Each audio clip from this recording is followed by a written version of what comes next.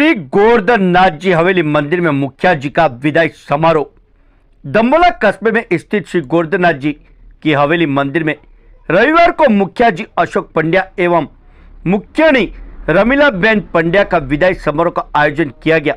Trust मंडल अध्यक्ष दिनेश पंड्या ने बताया कि रविवार को मंदिर हवेली में पिछले 13 वर्षों से सेवारत मुखिया जी अशोक पंड्या एवं उनकी धर्मपत्नी रमीलाबेन पंड्या का विदाई समारोह में ट्रस्ट मंडल की तरफ से मुखिया जी अशोक पंड्या एवं मुखियाणी रमीलाबेन पंड्या को उपर्ण एवं शाल ओढ़ाकर व नारियल भेंट कर सम्मानित किया गया।